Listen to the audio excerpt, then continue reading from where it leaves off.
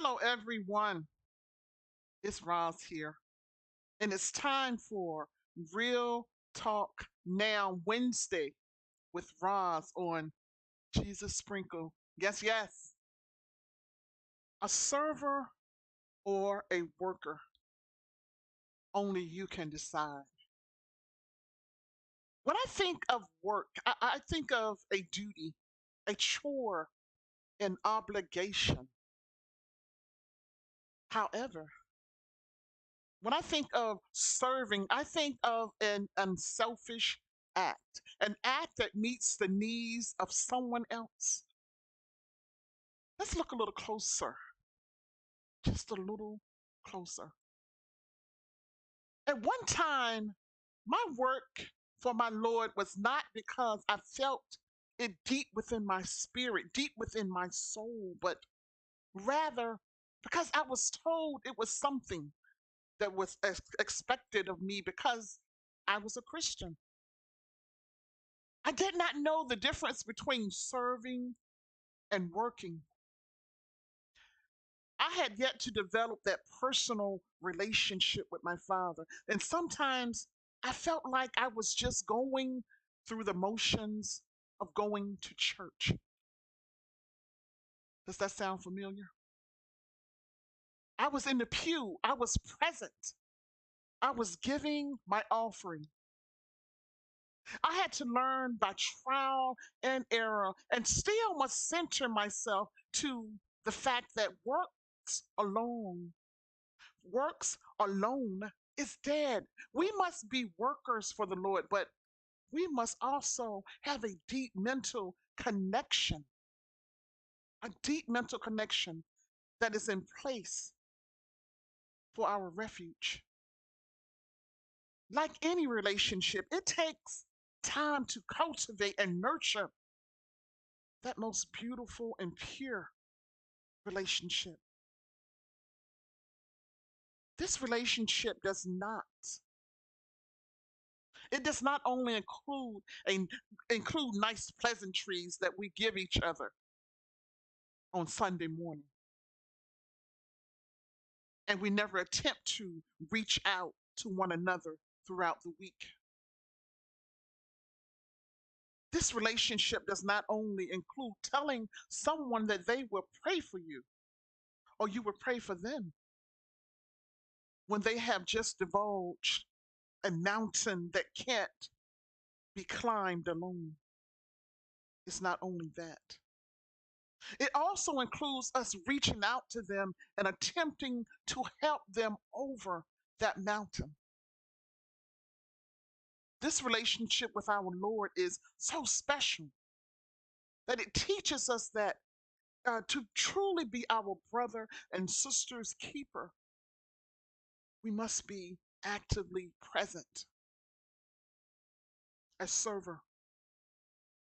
A server is grounded no matter the obstacles that arise because we know we are powerless, powerless alone. We may bend, but we recognize that we cannot continue depending on our own merit, but rather giving up that control, giving up those negative thoughts, and giving it up to our Father, and trying not to pick those things back up. Sometimes we are enticed and we fall back a few steps, but don't punish yourself too harshly. Get back up and continue and brush off the dirt and get back in the game because our teammates are our brothers and our sisters. They need us when we and they are weak. We are not going through this walk alone. We're not doing this alone. We need each other. Also, a server will not leave because we are doing it because of our Father. And we're doing it for our Father, which is the ultimate goal, the ultimate prize, the crown of life that is bestowed upon those that are not the fastest, but those that have the endurance to stay and stand. Yes. Have you committed yourself to being a server and not just a worker? And no one may give you the praise for your service. Sometimes becoming mentally focused on pleasing others and also may become a bit upset when the support is not reciprocated is a sign of a worker. If you have some of those attributes, stop and ask yourself, whom am I serving? Am I serving man or am I serving God? Babies, serving man is self pleasing, serving God is selfless. It is, it is a work that may have few accolades, little fanfare, and maybe very little support. But we are energized because it is the most fulfilling work we will ever do. Yes. Ask yourself, why am I doing ministry? Because of a calling from God or because of the notoriety or the fanfare that may accompany it, all of that extra, the bells and the whistles. Is that why you're doing your ministry? An example can be the plethora of platforms that began to appear when the coronavirus hit. So many things were started. So many things were started, which was a beautiful thing. Many were motivated to do something that would make a difference, something that was a great work, and great things were achieved for a time. Let's fast forward 3 years since the onset of COVID. How many of those platforms are still in existence? It appears that the honeymoon phase has ended for many because maybe, just maybe, they did not receive the support, the payback that was expected. Some may have looked at the numbers and convinced themselves, why am I doing this? Because no one cares. Maybe this mindset was adopted because the focus was on man and not on our Father. This is a worker because no roots were set when that ministry or that work was started. Roots takes time to dig deep. We can't be like a tree that is only placed in the ground and not rooted in the ground because in time we will blow away. Ask yourself, am I doing ministry because I want to make friends? I want to make personal connections, or are you doing it because it is an assignment my Father was placed in my midst, that my Father has placed me on? Babies, it is a beautiful thing if along the way, if along our journey, we develop lifelong friendships that develop into an extension of our family unit. That's beautiful. I want us to remember that we as people come and go. We as people let each other down. And sometimes we as people are not able to be that friend in times of need. This can be a deterrent if our focus is not on Christ and if we do not weigh the cost of ministry. Christ told us in Luke 14:28 through 30, suppose one of you wants to build a tower. Won't you first sit down and estimate the cost to see if you have enough money to complete it? For if you lay the foundation and are not able to finish it, anyone who sees it will ridicule you, saying, this person began to build and wasn't able to finish.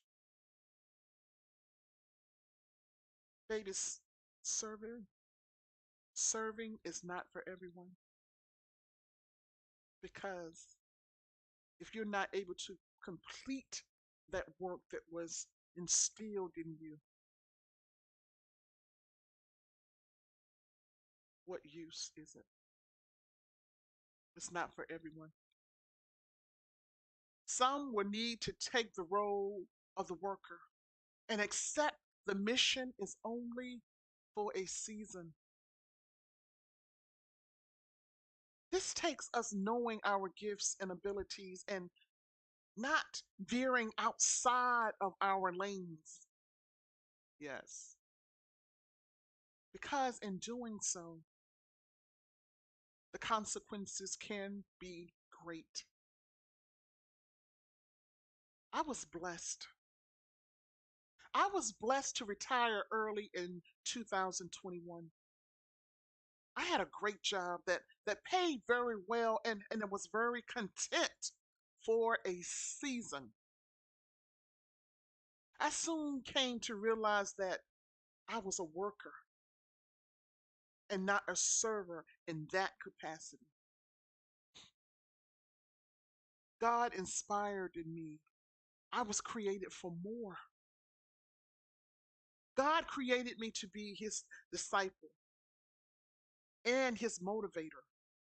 As I said, I was making a very comfortable income,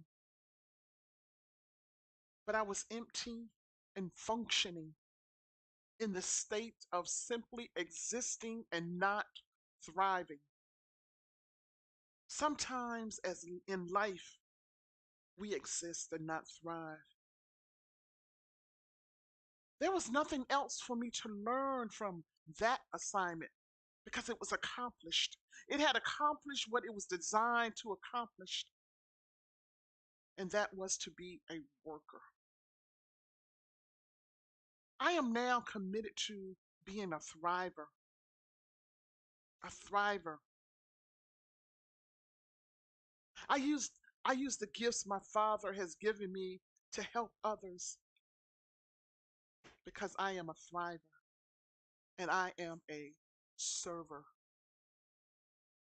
Now, it was not easy leaving my job. What I had to do, I had to meditate. I had to pray and I had to stand on the promises of my God that he would never leave me nor forsake me. As I am following the path that has been inspired to me, for me, I have to remember that daily. I am now at peace, a peace that was void before. I am not saying that my life is free of problems because it's not. But what I am saying is that I know why I was created, and that is to be a server. Yes. If you would like to be added to the Jesus Sprinkle and the Real Talk Now family, just send me a friend request, Rosalind Green Price, and I will make sure all the positive and uplifting content you will receive daily. Blessings, everyone.